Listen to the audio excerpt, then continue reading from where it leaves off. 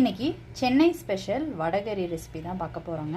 கடலைப்பருப்பை ஒரு தடவை கழுவி எடுத்துக்கோங்க. கழுவி எடுத்துட்டு நல்ல தண்ணி விட்டு 2லேருந்து 3 மணி நேரத்துக்கு ஊற வச்சு எடுத்துக்கலாங்க. கடலைப்பருப்பு நல்லா ஊறிடுச்சு. தண்ணியை வடிச்சிட்டு ஜாரில் சேர்த்துக்கிட்டு இருக்கேன். இதோட 3 காய்ந்த மிளகாய், கொஞ்சமாக சோம்பு சேர்த்துக்கிறேன், மஞ்சள் தூள் கொஞ்சோண்டு, இந்த வடை மாவுக்கு தேவையான உப்பு. இது எல்லாத்தையும் சேர்த்துக்கிட்ட பிறகு பல்ஸ் மோடில் கிரைண்ட் பண்ணி எடுத்துக்கலாங்க. தேவைப்பட்டால் தண்ணி தொளிச்சிக்கிட்டு கொரப்பாக அரைச்சி எடுத்துக்கோங்க. இந்த மாதிரி கொரப்பாக அரைச்சி எடுத்து வச்சுக்கோங்க.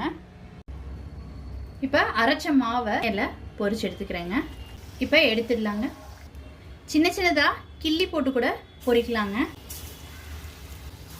இப்போ இந்த அளவுக்கு வறுபட்டது போதும். இப்போ நான் எடுத்துடுறேன்.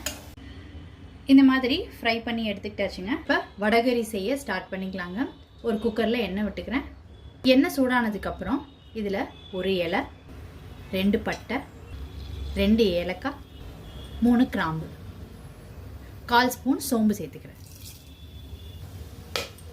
2 பெரிய வெங்காயம் ஃபைனாக சாப் பண்ணி சேர்த்துக்கிறேன். ஒரு கொத்து கருவேப்பிலை. இது நல்லா வதக்கி விட்டுக்கலாம். இதோட ஒரு பச்சை மிளகாய் சேர்த்துக்கிறேன். வெங்காயம் நல்லா வதங்கட்டும். வெங்காயம் இந்த அளவுக்கு வதங்கினது போதும். இப்போ இதில் இஞ்சி பூண்டு பேஸ்ட் சேர்த்துக்கிறேன். இஞ்சி பூண்டோட பச்சை வாடை போனதுக்கப்புறம் இதில் 2 தக்காளி ஃபைனாக சாப் பண்ணி சேர்த்துக்கிறேன்.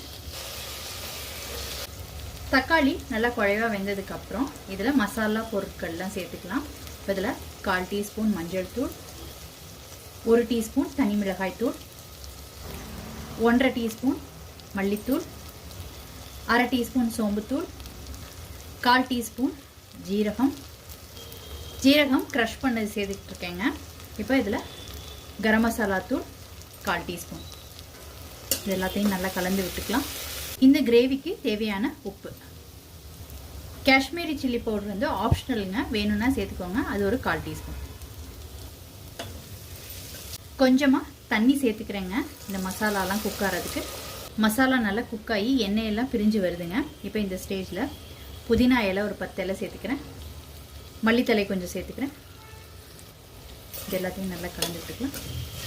4 கிளாஸ் தண்ணி சேர்த்துக்கிறேன்.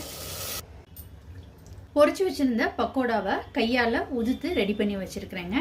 இப்போ இதில் இந்த பக்கோடாவை சேர்த்துக்கலாம். இதை விட்டு எடுத்துக்கலாங்க. ப்ரெஷர் ரிலீஸ் ஆனதுக்கப்புறம் குக்கர் ஓப்பன் பண்ணியாச்சு. வடகரி சூப்பராக வந்திருக்குங்க.